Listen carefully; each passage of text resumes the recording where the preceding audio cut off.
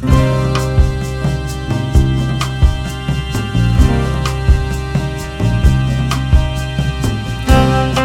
buenas a todos, gente, ¿qué tal? ¿Cómo estáis? Bienvenidos a un nuevo episodio de Rotan John, bienvenidos al episodio de Starship Troopers. ¿Qué tal, John? ¿Cómo estás?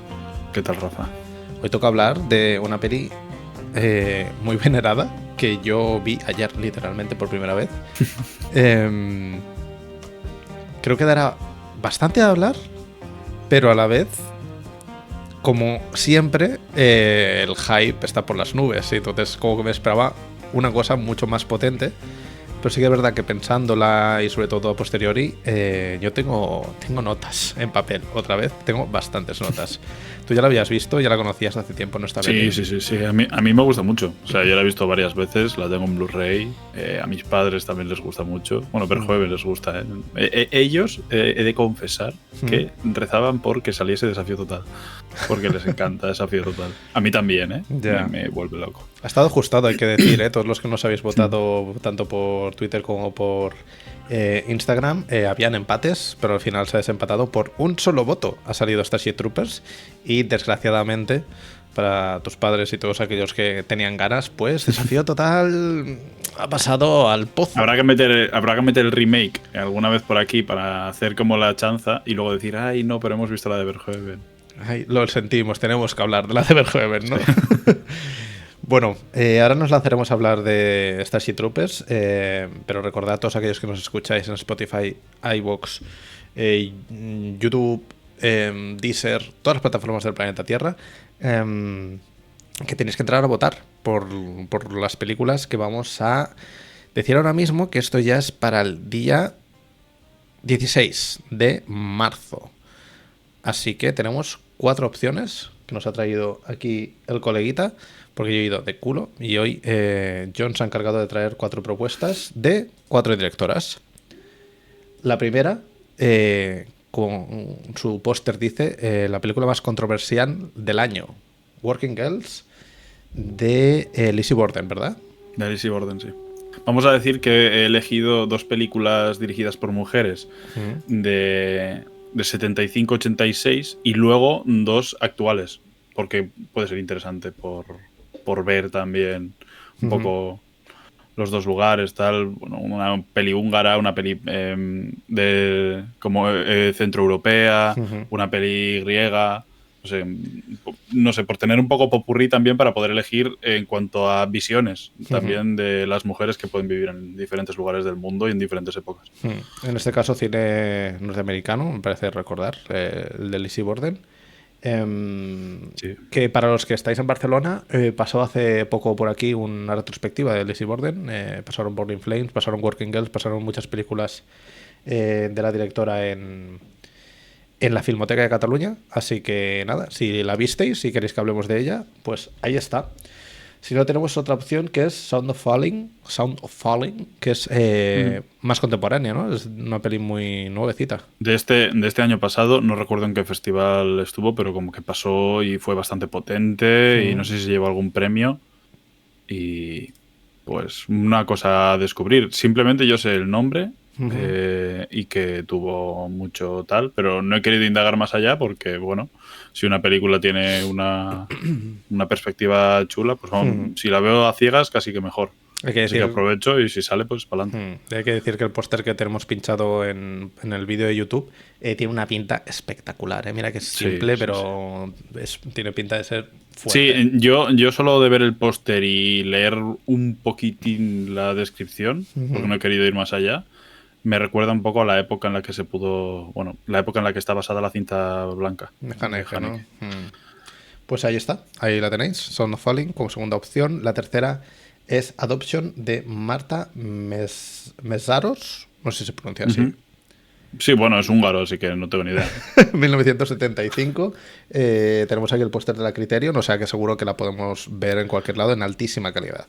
Una directora muy importante de la nueva ola de cine húngaro, que luego traería también a Béla Tarr. Béla Tarr es un poquito después, pero bueno, empezaron a hacer cine, bueno, creo que coincidieron haciendo cine durante un tiempecito. Hace unos meses, igual un año, hubo una retrospectiva con las películas muy buena calidad en Filmin. No sé si seguirán, pero ahí lo dejo. Entre ellas estaba Adoption. Pues ahí la tenéis como la tercera opción, si os interesa. Y la última es Harvest, la peli de Acina, Rachel Sangari. Esta peli pasó por el Americana del año pasado, puede ser. Ahora no... Y luego también estuvo, no sé si fue Venecia o Cannes. Sé que el actor protagonista, que es Caleb Landry Jones, que Correcto. ya había ganado, si no recuerdo mal, mejor actor por Nitram en Cannes. También creo que gana mejor actor en el festival en el que estuvo, o Me en la suena. sección de festival en la que estuvo. Pero a mí me suena, no recuerdo muy bien, pero me suena de que Harvest se llevó algo también por ahí. Y no sé, siempre me ha parecido bastante interesante tanto la directora, de la que todavía no he explorado nada, como los trabajos que hace Caleb Landry Jones, que a mí la verdad que siempre me interesan más allá, porque creo que tiene un ojo bastante peculiar para elegir películas. Esta peli sí que andaba en su momento por Filmin, que creo que yo la vi allí, así que... Sigue ahí. Si sigue en Filmin, pues ya lo sabéis, la podéis ver y votáis para que nosotros la veamos próximamente y hablemos de ella. Así que, repaso general, Working Girls, Sound of Falling, Adoption y Harvest son las 4 opciones que encontraréis en nuestras cuentas de Instagram y en Twitter, llamado X también. Ahí está para votar. Vosotros elegís la peli que nosotros hablaremos y las demás pasan a mejor vida. Esto hay que recordarlo de vez en cuando, ¿eh? Porque Sí. se están descartando. Nos vamos a quedar pelis sin películas, ¿eh? Solo que tenéis que recordar que en el mundo solo hay 5.000 películas y nosotros estamos quitando muchas. Estamos quitando bastantes. Y no se hacen más, ¿eh? En plan, últimamente yo llevo 15 años que no veo ninguna película nueva. Yo solo he visto este año 2 películas nuevas. Una pantalla tras otra y The Mastermind. Las únicas películas que he visto que se han hecho en los últimos 10 años. Pues hay que tenerlo en cuenta, porque nos hemos fundido 3 opciones de Verhoeven que yo no sabía, o Verhoeven, o como queráis llamarle.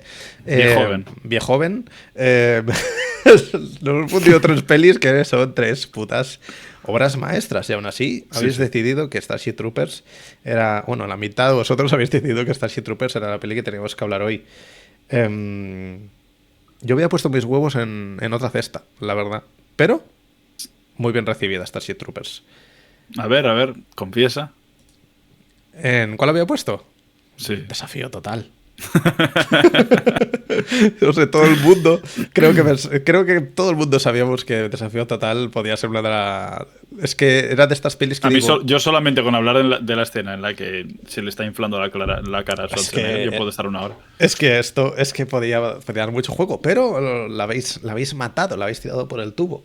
Nos tocaba de Starship Troopers, 1997, dirigida por Paul Verhoeven, con algunos actores randoms que yo no me acordaba que... O sea, yo no tenía en mente que salieran en esta peli, como por ejemplo... Está Neil Patrick Harris en modo niño de 4 años, o sea, una cara de crío increíble. Es Neil Patrick Harris, pero vestido de Adolf Hitler. Hostia, ese momento es histórico, ¿eh? Por ahí está Denise Lee Richards, que es una actriz que la tenía yo localizada de varias películas. Sale en Scary Movie 3, sale en Nowhere, sale en Wild Things, que no me acuerdo cómo se tradujo en España. Bueno, una actriz sin más, no la hace mal, pero tampoco es nada de otro mundo.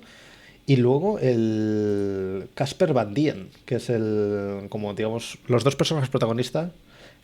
Son ellos 2, Casper Van Dien en el papel de Johnny de Rico y Dina Meyer. Bueno, Dina Meyer también es importante, que es Dis Flores, y Denise Richards, que es Carmen Ibáñez. Los nombres ya también apuntan maneras. Que la chica esta se llame Carmen Ibáñez es muy gracioso. Es increíble. Porque parece de Calatayud. Sí, pero, 100%. Pero luego le ves a ella y pues no tiene pinta de haber pisado España nunca. No. Y creo que hay un poco de eso en la peli, que busca que ya nos riamos un poco de todo. De hecho, la peli ya empieza... Hay que tener en cuenta de que tiene sentido el nombre de Carmen Ibáñez porque ellos viven en Buenos Aires. Sí.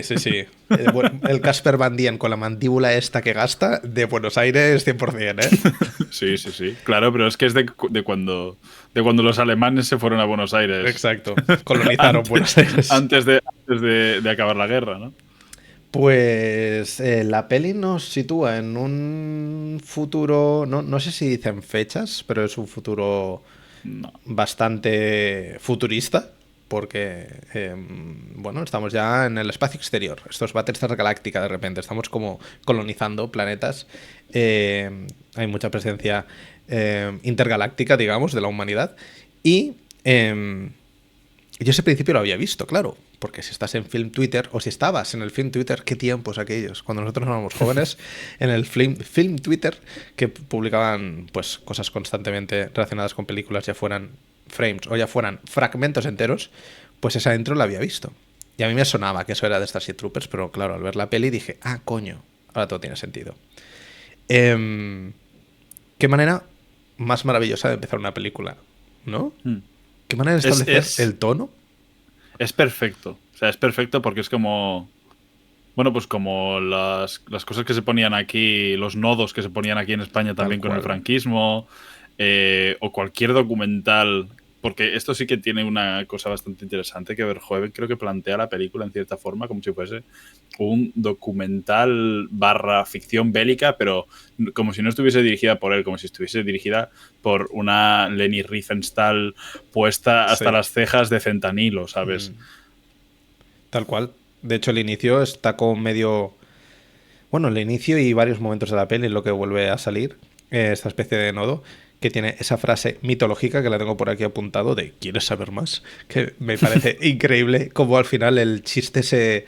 En base a la repetición acaba ya siendo ridículo todo. Sí. Arrancamos de una forma muy directa con estas especies de anuncios de alístate en la marina, pero... ya vemos que hay un que establecen el tono de la película, porque es bastante cómico. No sé si es gracioso, pero sí que te ríes al verlo. A mí me parece francamente gracioso, ¿eh? Sobre todo, hay una cosa muy interesante en cuanto a cómo se critica la actuación y la forma en la que la gente se mete de forma, entre comillas, voluntaria dentro de la Marina, ¿no? De la Marina o de cualquier ámbito militar, ¿no? Porque se habla de lo militar. Y es que se diferencia a la gente como ciudadano y civil. Eso es una cosa, ¿eh? No eres un ciudadano hasta que no eres alguien que se ha metido en lo militar. Si no, sigues siendo un civil. Y el civil se presume dentro de la película constantemente como alguien sin voz ni voto, alguien cobarde, alguien políticamente muy inferior, alguien y en cuanto a inteligencia muy inferior también. Y al ciudadano como esa persona que ha trascendido a través de la preparación militar que sugiere tener tu planeta, ¿no? Porque estamos hablando como el planeta como entidad país, ¿no? Porque al ser todo interplanetario, pues...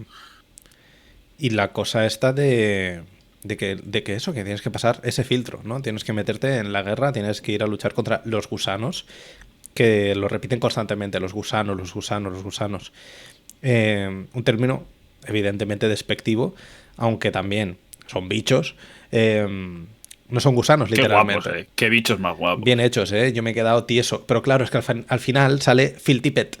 Y eso es un mate, pero desde triple, que no falla, ¿eh? Es increíble. Yo no sabía que trabajaba Phil Tippett en esta peli.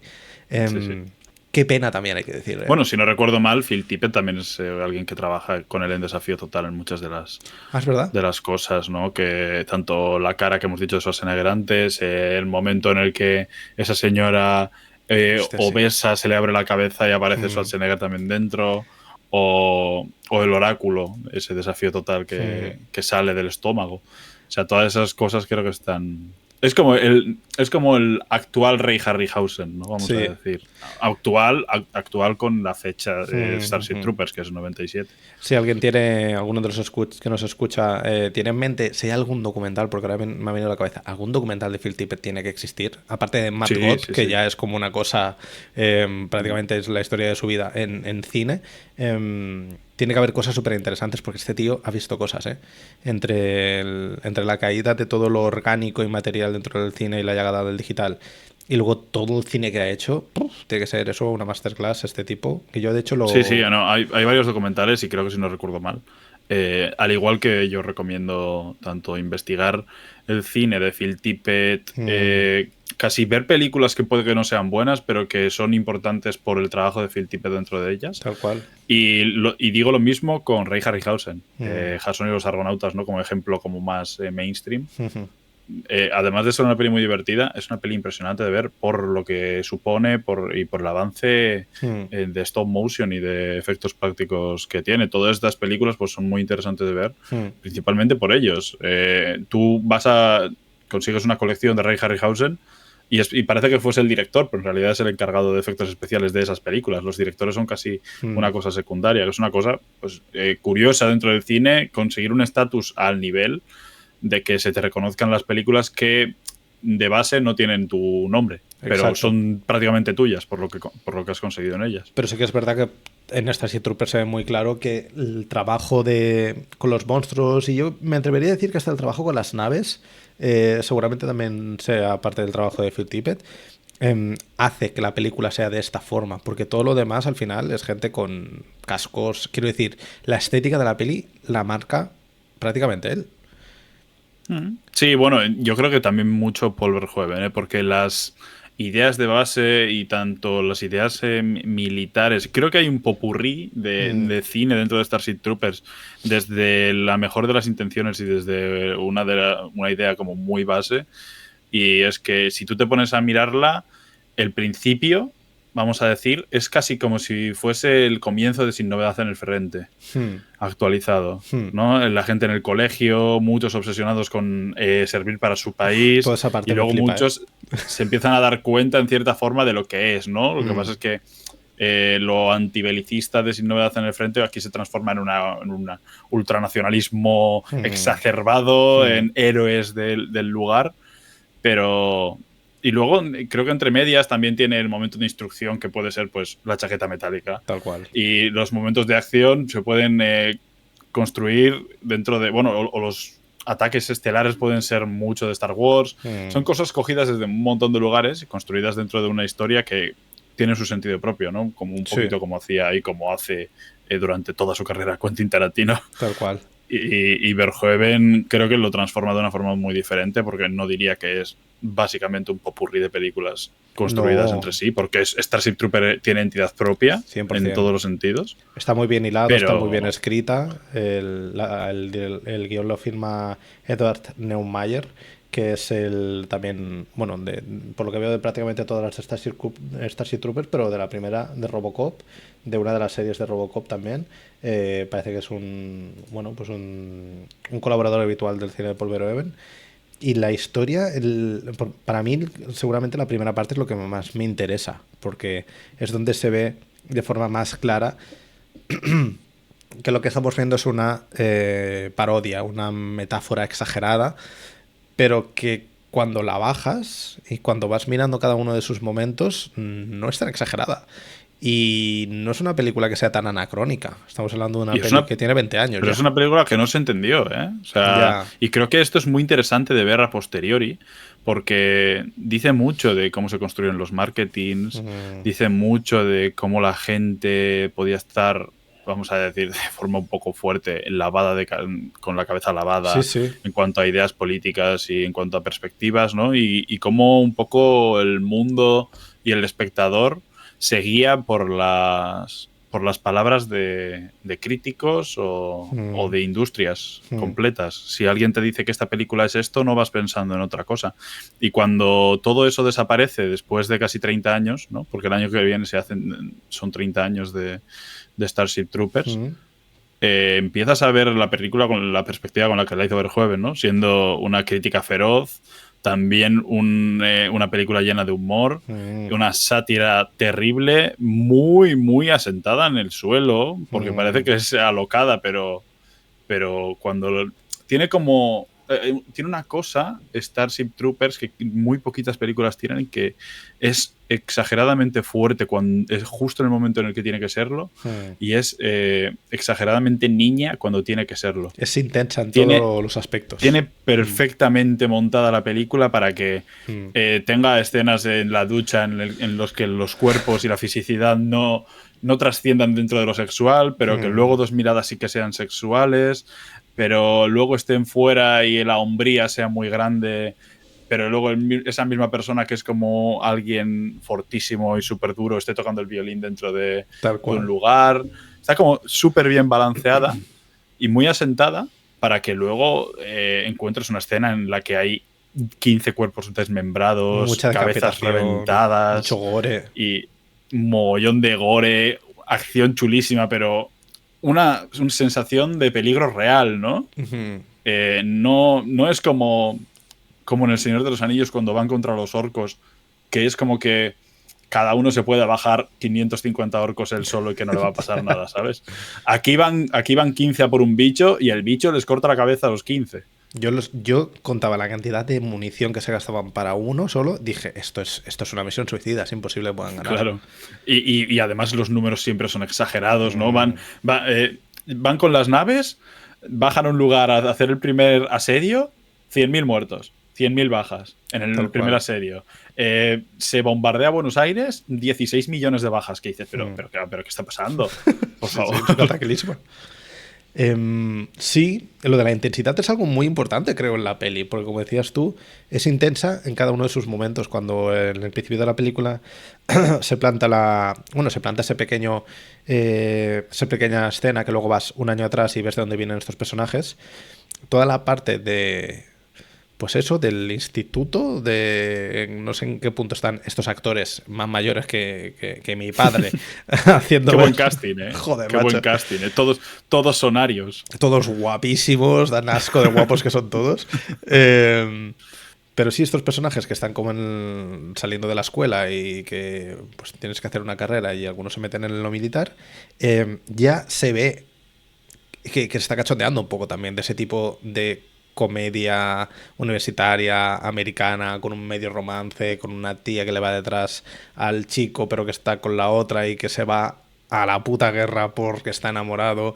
Es tan ridículo que entiendo que al principio de la peli puedas arquear la ceja, pero como todo tiene tanto sentido y como ese nivel de intensidad nunca baja, porque aunque estemos en la guerra después y la intensidad sea muy potente, es la misma intensidad, me da la sensación, que cuando estamos en el modo de comedia americana. Sí. Además, es tan school film, ¿no? De este rollo, muchísimo. Que tienen fútbol americano. Pero es un fútbol americano totalmente anormal porque se juega dentro de una cancha de baloncesto. Con volteretas loquísimas en el aire. Con volteretas gigantes y todo. Sí. Y es como, pues eso, hiper exagerado, pero siguen siendo niños, pero a la vez son adultos. Muy interesante lo que he dicho antes de lo del casting porque, joder, pero ¿cómo no te puedes dar cuenta de lo que está hablando si todos son rubios de ojos azules y de 1,80 para arriba? Ya. Es que parece que Paul Verhoeven se leyó el Mein Kampf antes de ponerse a escribir Starship Troopers. Tal cual, tal cual. Porque parece que sigue muchos de los códigos que trabajaba el nazismo en cuanto a colonización, en cuanto a ocupación, en cuanto a cómo entrar, cómo asediar. Tipo de raza. Lo militar, y cómo entrar uno por un lado, otro por otro, servicio de inteligencia, no sé qué. Y hay un gag que me parece muy gracioso y muy triste a la vez, que la persona que está sellando a los que van de militares, que si uno aviador, que si uno tal, y cuando Van Dyke se llama, o cómo es, Johnny D. Rico, que el actor se llama Casper Van Dien, y entonces me lío un poco. Dice que va a infantería, le dice un orgullo, tal. Eso me hizo el hombre que soy hoy en día, y le falta un brazo y las dos piernas. Es fuerte, ¿eh? Eso se ve muy rápido en la peli, ¿eh? El tema de los desmembramientos, Empieza con desmembramientos. Sí, bestias. Sí. Hay algo ahí de la de la segmentación de los cuerpos, ¿no? De utilizar a estos personajes como carnaza para luego construir algo de forma conjunta mucho más grande. Y tú eres mejor y eres más poderoso y vales más la pena en esta sociedad cuando te faltan las dos piernas y el brazo. Es así de fuerte. Bueno, pero esto es una cosa que hoy en día se ve también. La heroicidad nacional, los veteranos de Vietnam, de Afganistán en Estados Unidos, y cómo un veterano es aplaudido y respetado por todos los lugares, ¿no? Pero muchos terminan suicidándose porque no aguantan el trauma de guerra que llevan. Claro. Están muchos desmembrados o con problemas de por vida en cuanto a pueden estar en una silla de ruedas, pueden estar con muletas, les puede faltar un brazo, media pierna, 4 dedos. Sí, se dejan... Están mutilados, desmembrados y eso es la heroicidad, ¿no? El servir a tu país y ver que has servido a tu país. No, es que este hombre pisó una mina. Ya, pero este país te está usando a ti como carnaza. La clase política que se ve en Starship Troopers es muy interesante porque se ve muy poquito, pero son gente en traje sentada en un óvalo inmenso en el que no se ve ni el principio ni el final, simplemente dando órdenes absurdas de hay que hacer esto, hay que hacer lo otro, mientras el pueblo muere por alguien que no se prepara ni su propio café. Tal cual. Y es muy interesante porque todas este tipo de clases políticas que también vemos hoy en día en cuanto a la derecha, el ultranacionalismo, el fascismo y el nuevo nazismo que existe, ocurre, o el falangismo, son gente que dicen moverse, pero que lo único que quieren es una lucha armada en la que ellos simplemente tengan que mandar a dedo a la gente. La que ellos no estén involucrados físicamente, claro. Claro, gritan por un orden y por una idea reaccionaria súper específica, pero no irían ellos, mandarían a sus hijos. Claro, al final tienen pues es una tropa de esbirros que han sido condicionados por una propaganda salvaje. La vemos al principio de la peli, la vemos después del alistamiento, justamente cuando decías tú. Vuelve a salir y los mensajes son muy sintéticos, muy de tweet. Lo que transmiten esas propagandas. Es como una cosa muy cortita y luego quieres saber más. Y ahí tienes como, si tú le das al más, tienes más información, pero es un mensaje muy derechoso. Es un mensaje como muy directo, muy para llamar la atención, pero que en el fondo no te está explicando, evidentemente, toda la película. Te está poniendo el ápice. Porque luego más adelante vemos cuando ya Rico es uno de los... Es teniente o es cabo o es uno de un Sí, rango al final de la importante. película es teniente, pero bueno, en el núcleo de la película consigue ser un jefe de escuadrón al que luego castigan. Y es curioso porque lo castigan... hacen, es interesante porque le llaman a un castigo romano. Lo llaman castigo administrativo. Es fuerte eso, ¿eh? Es fuerte eso. que es como flipante, ¿sabes? O sea, ¿qué más quieres para entender que lo que está ocurriendo y lo que estás viendo en esta película tiene relación directa con tu realidad y no es simplemente una película en la que la gente vaya con pistolitas a matar cucarachas? Sí que es verdad que creo que la peli, bueno, como todas hasta cierto punto, puedes pillarla por los dos lados. Puede ser un simple divertimento de los norteamericanos pegando tiros en el espacio exterior, pero no ver todo lo demás es un poco ponerte la venda en la cara, porque sí que es verdad que la peli es muy explícita. Sí, y la vestimenta. O sea, como visten, vale que la armadura esté actualizada al espacio exterior, ¿no? A lo que es una peli de fantasía y ciencia ficción. Pero los tenientes, los sargentos, visten exactamente igual que los comandantes alemanes. Sí. La gente de los servicios de inteligencia visten exactamente igual. Ves a los aviadores y tienen unos trajes iguales. O sea, es súper sorprendente en ese sentido. Es bastante clara, sí. Cuando pasamos a la llegada, a la llegada del campamento militar, que decías tú que había la escena esta en plan la chaqueta metálica, vemos que la peli como que se divide en dos. Vamos primero con Rico, viendo su evolución dentro de artillería, creo que se mete, o infantería. Se mete en infantería. Sí, infantería. Digamos, soldado de campo. Y el personaje de Esha, que no me acuerdo cómo se llamaba, Carmen. Carmen Ibáñez. Carmen se mete a pilota. Y lo que yo pensaba en este momento que estaba viendo la peli es que la peli iría como en paralelo y nos explicaría como las dos historias, pero luego vemos que la peli pues se va reconduciendo y se van juntando los personajes. Al principio de la peli ya vemos estos tres personajes que son Rico, Carmen y el chavalito de inteligencia que acaba haciendo inteligencia militar. que tienen esa promesa tan norteamericana de siempre seremos amigos. Y vemos que es algo que es el punto, ¿no?, de conexión constante a lo largo de la peli para que vaya evolucionando, y vemos la evolución de los personajes durante todo este año y pico. El peso del romanticismo en esta película es como importante, me parece que es muy importante para entender a los personajes. Primero, las motivaciones. Pues Rico, porque hace lo que hace, porque se mete en este jardín, lo hace por amor. Porque sigue en este jardín también, que al final es el amor a la patria, bastante turbio. Y también la pérdida de todo, ¿no? Porque Rico al final, si no vuelve a casa, es porque se ha quedado sin casa.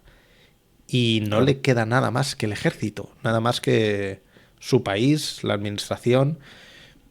Y es la forma perfecta de absorber a la gente, para que forme parte de tu ecosistema y no tengan ningún tipo de criterio. ¿No será eso una secta? Esencialmente. Claro, pero cualquier idea... O sea, el nazismo era un poco sectario. Por también. eso. O sea, nació de base como una idea radical dentro de un bar, ¿no? Si Sí, no recuerdo sí, mal.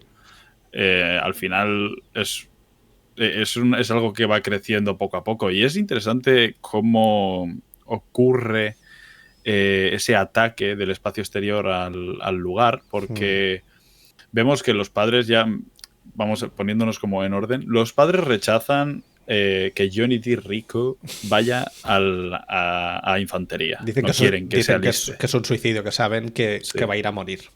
No quieren que se aliste. Saben que va a ir a morir, una cosa bastante interesante, porque luego es el único que está vivo. Tal cual. Pero la primera vez que él vuelve a ver a sus padres están ciertamente orgullosos de que él esté alistado. La primera palabras de su padre son: ¿por qué no tienes el uniforme puesto? Es verdad, no había caído en eso. El padre le dice: ¿por qué no tienes el uniforme puesto? Como con una sorpresa, en plan, yo quiero ver a mi hijo de uniforme. Claro. Quiero ver a mi hijo con sus medallas, con su chapita de jefe de... Que esto es después de lo que ocurre, ¿no? Pero él quiere ver a su hijo ahí. Mientras que, bueno, aceptan la cosa esta de que vuelvan. Y casualidad, a esa persona que se va a ir del campo, ve cómo atacan directamente Buenos Aires y como que se destruye todo. Y al parecer, prácticamente todo el mundo que estaba ahí es de ese lugar. Es como si fuese, como si estuviese construido como un atentado propio dentro de una zona específica del mundo, para que ellos combatan y ataquen de forma cerebral y casi de corazón un lugar que al país le interesa que se ataque. Y esto, sin ponernos conspiranoicos, es una cosa que ha sucedido de forma recurrente a lo largo de la historia. Estados Unidos mató a Kennedy. Estados Unidos, en cierta forma, vamos a decir que intentó matar a Donald Trump. Le salió raro. Y no lo consiguió. Sí. Y bueno, y hay un antecedente histórico dentro de Estados Unidos y otros países en los que se han dado golpes de Estado. En el nuestro, por ejemplo, se murió Tejero ayer. Está fresco esto. Ayer no pasado. Tema fresco. Se murió el miércoles, justamente el mismo día que se desclasificaron los archivos. La casualidad lo quiso del así. golpe de Estado. Es que claro, es increíble. Ay. Pero bueno, que un montón de países en el mundo es evidente que han dado golpes de Estado y han matado presidentes, han matado gente importante. Y maniobras a nivel social para forzar que la gente tenga un sentimiento concreto contra ciertas personas. Claro, y siempre se han manipulado un montón de estas cosas. Si Adolf Hitler no hubiese... Bueno, estoy hablando justo de eso porque un poco pues, Starship Troopers es lo que sería el nazismo, el nuevo nazismo. Si Adolf Hitler no hubiese sido un veterano de la Primera Guerra Mundial, supuestamente herido, aunque por lo que sé y lo que he leído fue alguien que estuvo un poquito a lo raso y casi sin hacer absolutamente nada. Y si no hubiese sobrevivido a 2 atentados contra su vida, pues no tendría tampoco la importancia que pudo tener, además de la labia que consiguió y todo lo que consiguió más allá, ¿no? Pero siempre se ha sabido que los países han atacado a sus propios países o que otros han ayudado a ataques simplemente para para que el sentimiento de nación crezca Claro. en la gente. Sí, sí. Y es en cierta forma lo que se da a entender en Starship Troopers. Hmm. Porque los malos, estos supuestos malos, que son unas cucarachas, unos bichos muy grandes, están como preparados a que les vayan a atacar, saben más o menos por dónde les van a atacar. Y no es porque tengan un servicio de inteligencia muy grande, sino porque no hacen más que atacarlos. Mientras no se ve ningún ataque de esos supuestos extraterrestres hacia ellos. No se ve ninguna nave alienígena de ellos atacando a la Tierra ni nada. Se ve un rayo que dicen que viene de allí y punto, pero eso lo dicen los medios de comunicación, claro. Claro, es muy interesante porque son los medios de comunicación los que construyen un relato de arriba abajo. 100%. Y es increíble, o sea, cómo está construido, porque los medios de comunicación transportan constantemente la información en Starship Troopers, porque mientras estamos viendo la película vemos esos nodos, como hemos dicho. Sí, sí. Vemos que después de la llamada de los padres y de la destrucción de Buenos Aires, vamos a la guerra y de allí pues saltaremos a los primeros reencuentros de estos personajes que han estado como dispersados, que se van encontrando. Y yo creo que a partir de ese momento es cuando se hace como mucho más evidente, aunque en el principio de la peli se ve el gore y lo descarnizado que es el campo de batalla como tal. Sí. No hay romantización. Hay película de acción norteamericana de tiros, pero en ningún momento nos parece como espectadores agradable estar allí, porque la cantidad de piernas, brazos, cabezas y sangre que se ve contrasta mucho, ¿no? Con el tipo de película. A mí al menos me ha sorprendido mucho ver que tiene tanto gore una peli que a la vez parece tan comercial, que a la vez tiene como un pozo tan crítico políticamente, con un tono tan satírico. Es como una mezcla rarísima. Con un color tan particular.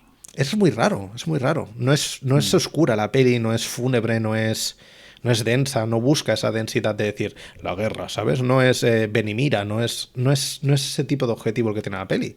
La peli, hasta cierto punto, cuando la acabo, digo, hostia, tiene una sensación como de pop raro, que me contrasta mucho con los elementos que utiliza. Eso es como de lo más sorprendente en general de la peli, más allá de lo que es explica, una peli bastante punk, pero porque creo que Verhoeven también es un tío muy punk y hoy en día también hace cine muy punk y fuera de los estándares, o sea, Benedetta o él son casos evidentes de películas que están fuera del mainstream claro. Y no tienen nada que ver con el cine que se saca hoy en día, prácticamente nada. Pero esta peli sí que tiene un tono muy popular para finales de los 90 y tal. Sí, y unos tonos, unos colores que se acercan casi al pastel en algunos momentos y conversaciones que son, no sé, casi de encefalograma plano entre personas, sobre todo lo que son las relaciones interpersonales, aunque luego hay discursitos dentro de ellos que, bueno, pues avivan la llama de la crítica política y del lugar y pensamiento político que tienen los personajes, que no se explicita de forma que digan ellos esto y esto, pero que con sus actos y sus estos se entiende todo perfectamente. Estando allí ya es mucho. Claro, es muy interesante de ver, porque Verhoeven ha trabajado muchas películas de esa forma. Robocop tampoco es una película que veas oscura, pero que es terriblemente como, no sé... O sea, no se ve oscura, pero es tenebrosa. Exacto. ¿Sabes? Tiene una cosa ahí muy tal. Instinto Básico es un poco lo mismo también. Es verdad. Una película psicológicamente turbia, incómoda, que empieza a meterse en lugares que son muy incómodos. Y Showgirls, pues 3/4 de lo mismo. Una película vilipendiada. Yo siempre voy a abogar por Showgirls, pero muy vilipendiada y muy en su época odiada, ganó no sé cuántos Razzies y Paul Verhoeven fue contento a recibir todos. Creo que esto ya lo he dicho varias veces en el podcast. Pero que es alguien que abraza mucho ese tipo de cine que se ve que tiene dinero, pero que abraza el trash. Sí, bastante. Sí, bastante anárquico para el estatus en el que parece que se mueve. Sí, tal cual. Aún así, también creo que Verhoeven se dedica mucho a que vayamos por delante de los personajes constantemente. Cuando llegan al planeta nosotros sabemos que Rico no ha muerto, pero Carmen sí que cree que Rico ha muerto. Y contamos con esa información porque en ese momento a él le interesa que nos centremos en eso. Y eso me parece muy interesante, porque la peli hay momentos que dicen, céntrate en lo político, quiero que entiendas esto, quiero que entiendas el pozo de la peli. Pero luego también quiere explicarnos una peli. Y quiere que empaticemos con los personajes y que nos emocionemos con ellos y que sintamos el fervor de la batalla mucho más adelante. Pero claro, yo me lo planteo... O sea, la batalla, al final, el primer asedio, como hemos dicho antes, es como si fuese el desembarco de Normandía. Sí, sí, sí. Es una introducción 100%. O sea, es literalmente el desembarco de Normandía. Mil personas van ahí porque creen que por ahí pueden atacar perfectamente, pero los otros ya saben que iban a ir por ahí y les revientan naves, matan a todo el mundo. Y es donde se ve el festival de desmembramientos. Principal, el primero fuerte, ¿no? Sí, el primero dentro de acto bélico. Que es el primero, y yo creo que a lo mejor al final sí que ya no hay tanto, pero es el primero en el que se ve el puto caos. Que es una sensación que a lo largo de la peli, sobre todo en las escenas de batalla, está muy clara y que es extrañamente absurdo, ¿no? Que sea así. Es como directamente abren las compuertas y sacan a las ovejas para que se coman los lobos. No hay ningún tipo de coordinación táctica. Es muy interesante porque todos estos jefes de grupo, que se supone que son como la persona más valiente y el que puede liderar, en cuanto llegan allí se acojonan, se quedan sin habla, no saben qué decir, entonces alguien tiene que coger el mando y es todo un puto caos. Y siendo un caos, si 50 personas vais a la guerra y tenéis supuestamente una cabeza que es la que piensa, pero que cuando ve un bicho se bloquea y se va para atrás corriendo, pues ¿qué coño va a pasar? Y esto está muy presente a lo largo de la peli. Da esta sensación de, sí, muy bien la teoría, muy bien todo lo que pensáis. ¿Y qué valiente eres dentro del campo de entrenamiento? De entrenamiento. Y aún así, en el campo de entrenamiento eres tan gilipollas que con armas reales le quitas el casco a tu compañero, quiero decir. Pero sois todos unos inútiles, sois muy tontos. Y niños. Y muy chavales, claro, no tienen ni puta idea de lo que están haciendo. Y la sensación está de caos, de directamente esta gente va a morir. Lo podríamos ver de una forma muy trágica, pero no se recibe así. Se ve de forma espectacular por todas las muertes y todos los números y tal. Pero sí que es verdad. Cuando se dan de alta, el que está dándoles de alta dice, oh, más carnaza. Tal cual, tal cual. Es que se hace mucha referencia de decir, pues otro más. Pero la sensación de caos, de descontrol absoluto. Yo creo que habla mucho también de, muy bien, en la teoría tenéis unos pensamientos de cómo debemos ser y cómo somos los mejores y los putos cracks, pero luego en la práctica sois, pues eso, teólogos, tenéis ideas aparte de absurdas y malvadas. Cuando bajáis al campo de batalla, esto es una carnicería, esto no nos lleva a ningún lado, es bastante antibélica dentro de lo bélica que es la peli, me da esa sensación. Sí, sí. Y es dentro de todo eso, cuando la valentía también surge, se meten allí en lo que sería el nido, y las cosas que ocurren también en el nido son fortísimas de ver. Es una cosa bastante impactante, sobre todo en el último tramo de la película, los últimos, pues no sé, 20-25 minutos de película. Que bueno, que es que la peli dura 129 minutos. 9 minutos son créditos. Eso es verdad. Así que, pues eso, son como los últimos 25 que son 15. Y es muy chulo como cogen tanto a Carmen Ibáñez, me hace mucha gracia el nombre con la cara que tiene. Carmen Ibáñez y al otro. Al rico. Al otro chulo, que no sé cómo se llama. Sim, ¿no? Sim. ¿A qué otro dices? Sim, no. El otro que piloto. Ah, sí, el otro piloto, sí. Que le chupan la cabeza como a una gamba. Tal cual. Ese momento es y tiene un efecto práctico increíble. Está guapísimo. Como se consume y desaparece. Y como que impresiona un montón. O sea, son esas cosas que dices, ¡guau! Se le giran los Mientras ojos. ella está atravesada desde la espalda hasta el pecho por una de las patas de los bichos. Tal cual. Ese momento es bastante loco, Ese yo creo que es el momento más terrorífico de toda la peli. Porque aparte ya ves como el monstruo final. El plano, cómo está construido el primer plano, es como buah, no sé, o sea, como que se te queda muy clavado en la cabeza. Porque ves una realidad que no hay escapatoria de ningún tipo. Estás ahí y dices, acaban de chuparle entero a mi colega de al lado, me toca a mí. O sea, que te clavan una cosa en la cabeza y te chupan entera como si fuese un colacao. Tal cual. Y que estás allí dándote cuenta de que todos son iguales. O sea, ahí los rangos tampoco sirven absolutamente de nada. De hecho, vemos cuando asciende a cabo Rico, que aparece el profesor, su profesor del instituto. Que es el líder de... Que es el más ¿no? máquina es como de uno todo. de los más temidos. Es el Marlon Brando en Apocalypse Now. Pero al final está ahí como ellos a la misma suerte. O sea, aquí los únicos que están un poco protegidos son la clase política, porque todos los demás son los que van a la recibir. clase política no se levanta prácticamente en toda la película. Es muy curioso, salen 3-4 veces. Y hay algo también muy interesante de la peli, y es que todos los personajes tienen el riesgo de morirse muy pronto. Y Paul Verhoeven se los carga pronto, algunos. Tengo aquí apuntado que al profesor se lo funde enseguida cuando llegan a la trampa de los bichos, esta nueva misión. Se cargan al profe y se cargan a Tiz. Se cargan a una personaje que es importante, que también parece que está allí porque se enamoró de Rico. Sí, también se apunta al parecer a infantería porque va detrás de Rico. Y ese personaje se lo fulmina, yo creo, cuando llevamos un poco más de la mitad de la película. Da esta sensación de que a lo mejor en cualquier momento la peli se puede acabar con todos muertos y para casa.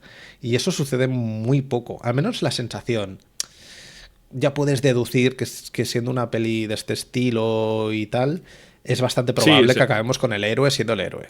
Se entiende sobre todo porque cuando se despiden y dicen puede ser la última vez que nos veamos, ¿no? Y dicen amigos para siempre, ¿no? O sea, pase lo que pase.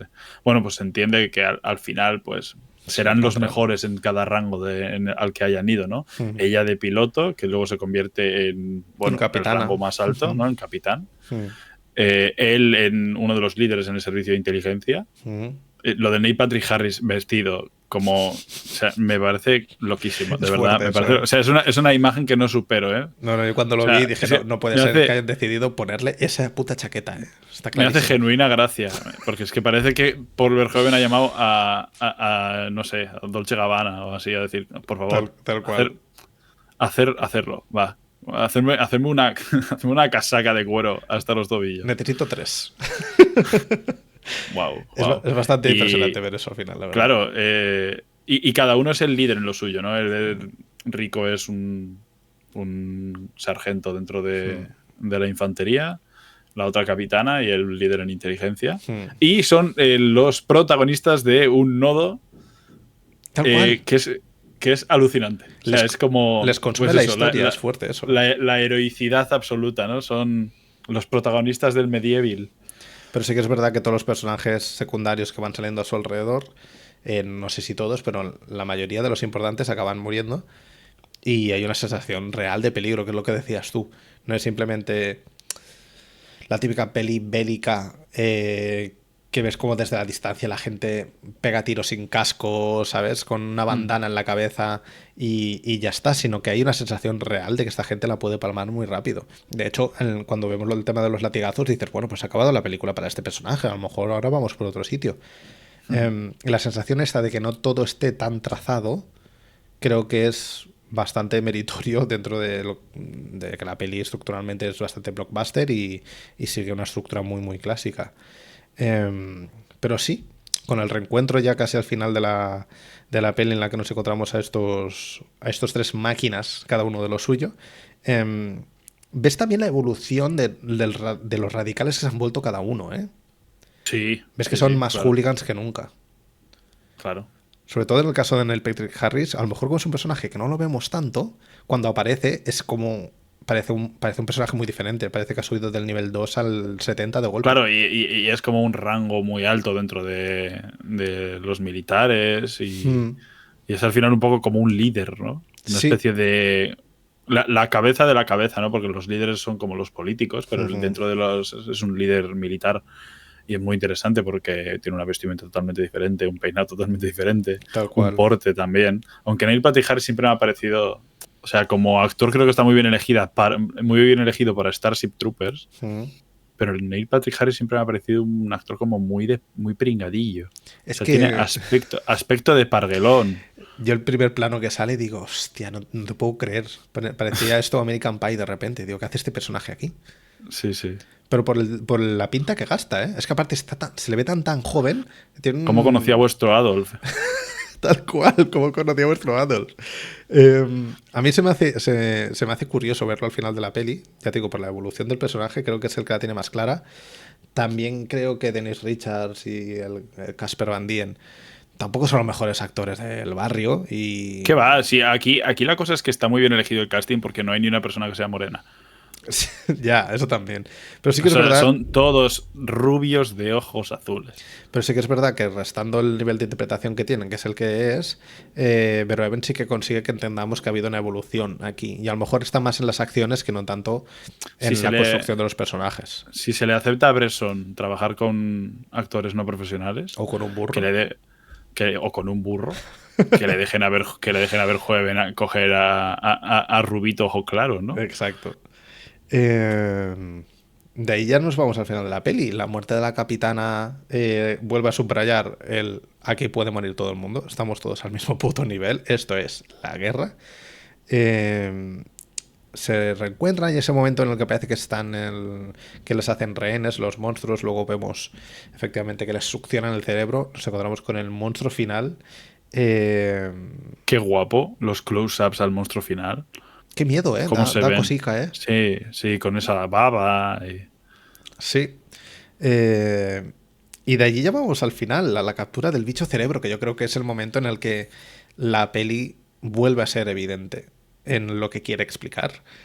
Y el momento de que lo toca y hace, ¡tiene miedo! Y todo el mundo lo celebra. ¿Puede ser eso más nazi? ¿Se puede ser más hijo de puta? Vamos a utilizar a este bicho. Ya no digo pobre bicho. A este bicho. Hemos ido a invadir su planeta. Nos hemos cargado prácticamente a toda su raza. Y cuando lo tenemos aquí controlado, le hemos amputado su única manera de defenderse y lo tenemos controlado y está aterrorizado, ¿qué vamos a hacer? Vamos a estudiarlo. Vamos a ponernos en modo Joseph Mengele y vamos a ver qué podemos hacer con esto, porque hay una frase muy fuerte que dice, entender al enemigo va a hacer que le ganemos. Y se me pusieron los pelos de punta. Y además, esa frase se ve como en grande, puesta en los nodos. Pum, pum, pum, pum. Sí, es increíble. Yo creo que la próxima vez que vea Starship Troopers la voy a poner en alemán. Para ya estar en todo el ecosistema. Tengo mucha curiosidad por el doblaje alemán. Hostia, tío. Me gustaría saber cómo se recibió esta peli en Alemania en el 97. Tiene que ser una cosa, ¿eh? Yo he tenido la suerte de estar ahí hace muy poquito. Para la gente que nos escucha, cuando estamos grabando esto, ya hace nada, 3 días que he vuelto de Berlín. Y, coño, que se han alineado los astros. Vuelvo de allí, veo esto y entender la historia del totalitarismo en Alemania, estando en Alemania, es una cosa, ¿eh? Porque toda la teoría que nos han explicado y todo lo que hayamos podido ver no tiene nada que ver a estar allí y ver cosas directamente de allí. Ya no el muro, ya no cosas simbólicas que están repartidas en la ciudad, sino documentación, museos, el Museo del Holocausto, o sea, todo. Ponen los pelos de punta y a lo mejor Starship Troopers es más importante ahora que nunca. Y teniendo en cuenta cómo la película es de popular, me sorprende hasta cierto punto, porque normalmente el cine popular no tiene este pozo. El cine popular no tiene esta crítica tan salvaje y menos una crítica tan política. No sé a ti si te cuadra o es más un tema de que esta peli sea entendido también como un simple divertimento.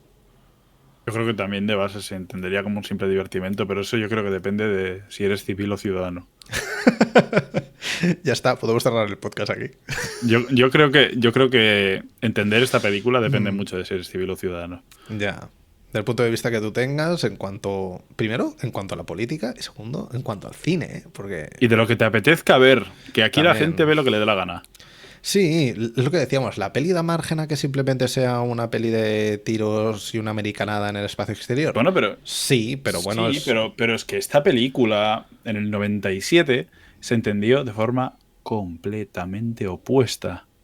o sea, una O sea, apología. ¿O esta qué? película se entendió como una apología al nazismo, como una apología a eso, a la guerra, al ultranacionalismo, al pueblo unido, Hostia, pero... a la raza pura, a la gente que no entiende más que sus ideales y no salen de ellos, los que están orgullosos de ellos, los que dentro de su televisión vanaglorian el ultranacionalismo. Se entendió así Pero en el esto es 97 por gran parte del público. porque Pero en yo creo que parte también ese viene público por el está, marketing. claro, porque en parte ese público estaba educado un poco de esta manera probablemente y porque a lo mejor se hizo una campaña de marketing que estaba más centrada en lo bombástico que no en lo en el pozo crítico. Pero es muy sorprendente que esta película se entienda en una cosa diametralmente opuesta al pensamiento político que tiene. Es fuerte Porque es eso. que parece, sí, yo creo que parece que la gente muchas veces cree que lo que se refleja en pantalla no tiene doble cara. Y como que tiene que ser lo que es, ¿no? La imagen es lo que es. Es como si alguien ve El hijo de Saúl y Mm, cree que la película lo único que está haciendo es humillar y retratar a la gente que dentro, a los judíos que dentro de los campos de concentración además trabajaban moviendo los cadáveres después de haber sido asesinados dentro mm. de las cámaras de gas. O sea, me parece absurdo, ¿no? O alguien que ve la zona de interés y cree que como la zona de interés tiene un punto de vista más o menos único y el holocausto se ve o se siente simplemente detrás de un muro, es una Hmm. película que aboga por el nazismo y por ideas ultra radicales y cuando no. Eso es un síntoma y un problema, me atrevería a decir, de no saber leer las imágenes, no saber leer las obras, no saber entenderlo. Y eso hace que las cosas se tuerzan mucho, bueno, que pueda irse, pues eso, a un significado completamente opuesto y que a lo mejor la gente entienda que eso está bien. Y es un problema que creo que siempre ha existido y siempre va a existir. Sí, yo creo que es algo que Verhoeven consiguió con ese estatus tan grande que obtuvo con ciertas películas, Hmm. que encadenó Instinto Básico, Robocop y Desafío Total, que fueron como 3 hits totales y al Aparte final le dieron un montón de dinero. van seguidas, ¿no? Casi. Sí, Creo que sí. sí, no sé si está Showgirls entre medias o así, pero Está en el 87 Robocop, Total Recall en los 90, Instinto Básico en el 92 y 95 Showgirls. Y en el 97 está Street son, Troopers, o sea, sus 5 mejores películas eso seguidas. es, son Robocop, Total Recall, Basic Instinct, Showgirls y Starship Troopers. Showgirls fue una película que no tuvo como, bueno, ya he comentado lo que le ocurrió a Showgirls, y Starship Troopers con la importancia que tenía Verhoeven en la época, fue un poco como toma el dinero y corre, ¿no? Un poco Ya. como la película de Woody Allen. Hmm. Eh, Le dieron budget, le Hmm. dieron dinerito fresco y le dijeron haz lo que te dé un poco la gana y sacó esto. Pues bien por él, la verdad. Y lo que decíamos de la lectura de la película, pues bueno, será un problema con el que tendremos que batallar constantemente.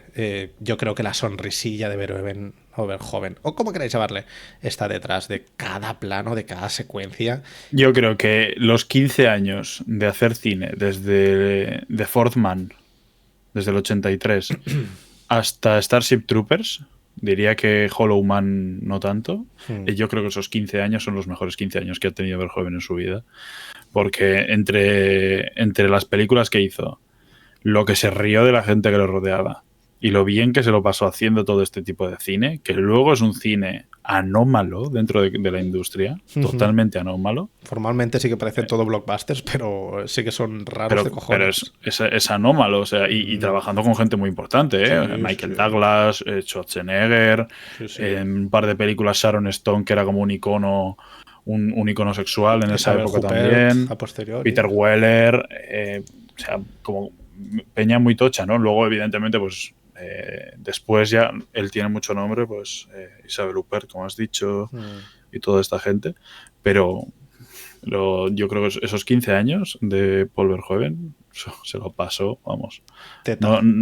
Ojalá haberle visto por una rendijita durante esos 15 años lo bien que se lo habría pasado con la cantidad de dinero que tenía y con las películas que estaba sacando y diciendo, ay, dentro de unos años, cuando entendáis de verdad Robocop, Qué fuerte eso, Ay, cuando entendáis de verdad lo que es Starship Troopers, que vosotros creéis que soy nazi. Sí, sí. Pues nada, desde aquí recomendamos muchísimo el cine de Paul Verhoeven, a pesar de que solo haya tocado hablar de Starship Troopers. Recordad también su etapa más moderna, el del 2016, Benedetta del 2021. Grandes películas, hay que decir. Benedetta es una cosa. Muy chula, muy chula. Y es igual de trash que estas otras películas. Hmm. Y también os recomiendo mucho la etapa de antes de Hollywood de Verhoeven, muy curiosa. Él es un director holandés, trabajó mucho con Rutger Hauer, que todo el mundo sabe quién es Rutger Hauer por Blade Runner. Es uno de los protagonistas en Blade Runner. Y desde Delicias Turcas a Soldado Naranja, Soldier of Orange, no recuerdo exactamente cuál es la traducción, pero pues están todas bastante chulas. Yo tengo muy pendiente toda esa etapa. Al final lo que nos ha llegado es lo de siempre, más el blockbuster norteamericano. Pero sí es un director para tener muy en cuenta. Y lo dicho, entonces, Starship Troopers es una cosa. Y lo que decía John, 30 años de esta peli y parece que no cambia nada. Estamos un poco encasillados. En los últimos episodios hemos hablado mucho de totalitarismos, pero es que al final el cine... Bueno, pero es que es un poco lo que nos lleva, ¿no? La situación actual... Yo creo que sí, nos lleva la situación actual, política, y yo creo que eso es algo que no debe dejarse de lado, porque si hay demasiados espejos con la actualidad, todo es peligroso. Vivimos en un momento inestable. O sea, y bueno, y estamos viéndolo y da igual en la época de películas que estés viendo, casi que los entornos políticos inestables que se ven reflejados en ficciones de hace muchos años, los estamos viendo no reflejado en ficciones, reflejado en la realidad en la que estamos viviendo. Y pues de lo preocupante y de la lectura política que puedes hacer de todas las películas, porque el cine es política, ver reflejado todo esto es lo que tiene. O sea, si estuviesen más centrados en Cannes y en Venecia y en todos estos festivales, en acoger un cine verdaderamente interesante y que corriese hacia un lugar en el que el mundo actual fuese reflejado como tiene que ser reflejado, desde cualquier perspectiva política, pues no estaríamos vanagloriando películas como La voz de Hind, que casi que pervierten lo que es una situación gravísima de un genocidio contra un país, o cualquier otra cosa que estemos viviendo en cuanto a cómo los países no hacen más que volver a lo antiguo, ser reaccionarios y tener conductas fascistas casi desde cualquier aspecto político. Entonces, sí, habrá que empezar a saber dónde vivimos. Es lo que hay. Si los últimos programas, los aspectos políticos de las películas nos reflejan como un espejo el mundo en el que vivimos, es más un problema que cualquier otra cosa. Yo no puedo estar en cierta forma callado de estas cosas si joder, es que es mi realidad. Sí, sí. Y aparte que lo normal es que el cine que vemos sea... que la realidad se refleje en el cine que vemos. Ya sea un cine de los años 90, ya sea de los 70, porque al final de todo se ha hablado.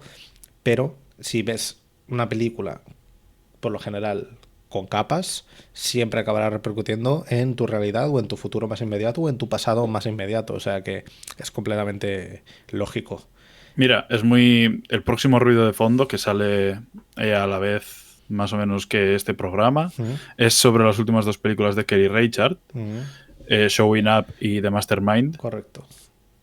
The Mastermind, para mí, una de las mejores películas, lo he dicho antes, como igual la mejor película que habré visto yo en un año y pico, así, junto a un par más. Creo que refleja muy bien una actualidad en la que vivimos y es una película enfocada en los años 70. Es muy interesante de leer políticamente porque tiene una idea bastante alejada de cualquier otra cosa que se vea actualmente. Al igual que Showing Up, una película que habla mucho de una precariedad y de un estilo de vida que aunque nos suene ajeno, porque es americano, en cierta forma, americano proto-inglés, más americano, ¿no? Refleja directamente con el estatus que podemos tener los jóvenes en cuanto a vivir y cómo poder tener cambios en nuestra vida que no destruyan por completo nuestro statu quo, nuestra economía y que nos tengamos que ir a vivir debajo de un puente. Pues ahí lo tenéis, el ruido de fondo del día 13. Has comentado que es el mismo día, ¿verdad? Creo que sí. Pero bueno, lo anunciaré por mis redes también. No, día 2. O sea, el día 2, el día que sale Starship Troopers. Día 2, vale, sí. Pues ahí lo tenéis para complementar la doble feature de John en Rotan John y en ruido de fondo. Porque el cine al final es un reflejo de las inquietudes que tenemos y ahora mismo pues estamos un poco preocupados por ciertas cosas. Y Starship Troopers nos lo ha puesto muy a huevo para hablar de estos temas.